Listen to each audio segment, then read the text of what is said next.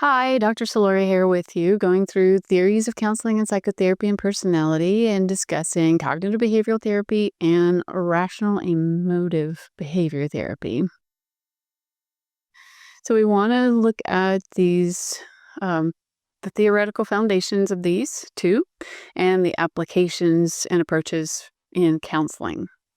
So, we see that cognitive behavioral therapy was founded by Aaron Beck and Judith Beck. And we want to think about these particular therapies in terms of collaboration with a client. These are very specific. I'm mostly going over the core concepts. I'm not teaching you how exactly to do cognitive behavioral therapy. It is very structured. There is a system that you're working through, and there is a template, if you will. So you're actually walking through very specific narrative and taking notes from the client, having the client apply, and then also assigning homeworks. So very specific. We're just going over the theories.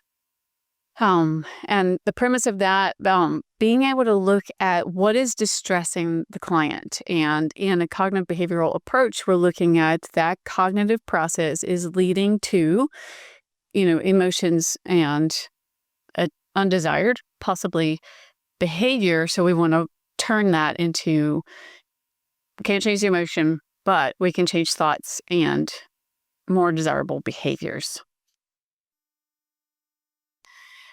The assumption through CBT, cognitive behavioral therapy, is that thought influences the feelings and behaviors. So if we have a key thought of, I just lost any of my examples. So a thought might be, I can't do this. Then it's going to create anxiety. And then the behavior might be a fight, flight, freeze response. Or if the thought is, I can't do this, and it creates a feeling of discouragement, disappointment, the behavior might look like, not being able to do something to the best of my ability, or the ability that you actually have for that skill. Maybe you can do it, but because that thought and the feelings have taken over, we have an undesired result. When we're structuring the goals for cognitive behavioral therapy and the maladaptive thoughts, as we would call them, and you're looking at cognitive distortions, which oftentimes authors are going to break those down into about 8 different cognitive distortions, and then the automatic negative thoughts and core beliefs to the person. How are we doing this?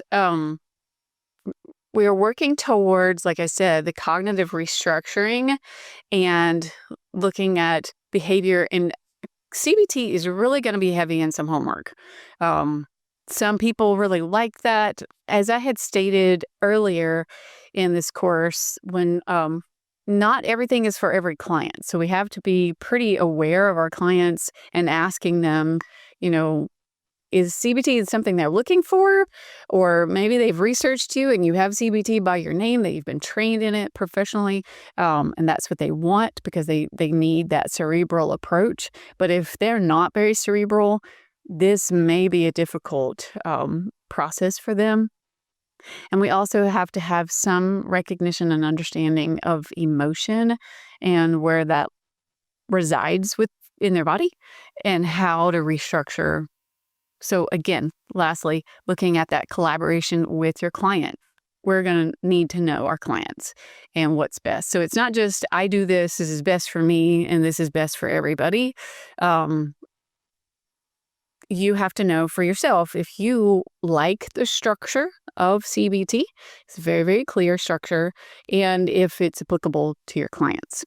If this is not for you, it may be difficult for you to teach it to them, and it just may be better to refer. So rational emotive behavior therapy is Albert Ellis, and looking at what are activating events. What is that core belief that the client has for themselves, and then consequences that come out of that. So really looking at irrational beliefs and how that motivates and moves into their actions, how they are treating themselves or treating others. some some techniques with REBT is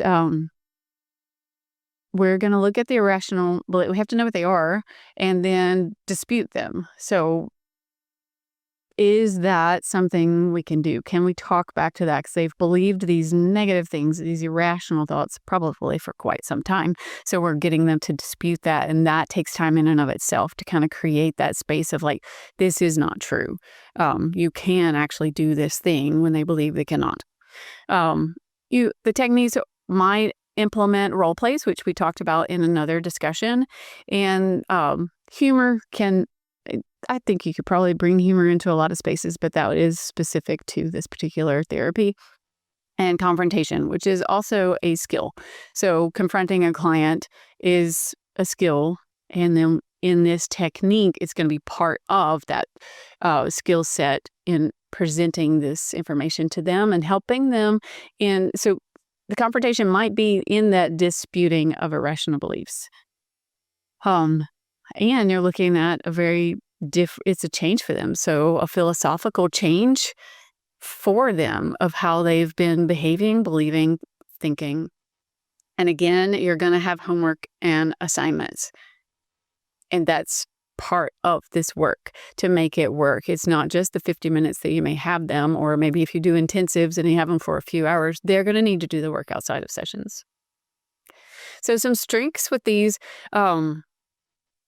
modalities are empirically supported. So that is something that's appreciated in the field, is that these have been evidence-based and have plenty of research on them. They're very structured, very goal-driven, and have very practical guidelines that you follow. It's not as like person-centered, where it was kind of like, I'm going to lead with them, and it's going to be this very fluid, moving space. This is how this goes. This is what we're doing. Here's your homework, and here's what we're doing in the next session. And then we get to the next session, was like, here's what you did last time. This is what you're going to do this time. So it's going to follow a structure all the time. I'm making it sound very rigid and probably terrible. It is not terrible. It works. It's supported empirically. And so it's a good modality. Just depends on who we are, who we're working with. Some limitations, maybe that difficulty of them extracting themselves from that unconscious process. So it's for some clients that is very, very difficult. Like I said, it could be very integrated into them. And then the other part, as far as a limitation goes, that it is so structured, and maybe some people just really don't appreciate that or can't follow it, or they're just in too deep. And so it's difficult for them to follow all the structure and not go back to the irrational thoughts, because maybe some of the irrational thoughts are around their abilities or that cognition. Maybe they think they're not smart enough to do something like that. Again, keep up with your reading. You're doing a good job. We're really over halfway there. Discussion boards going well. Keep up your research and reading in your textbook as well as other references, and keep reaching out to us as you need, and have a great day.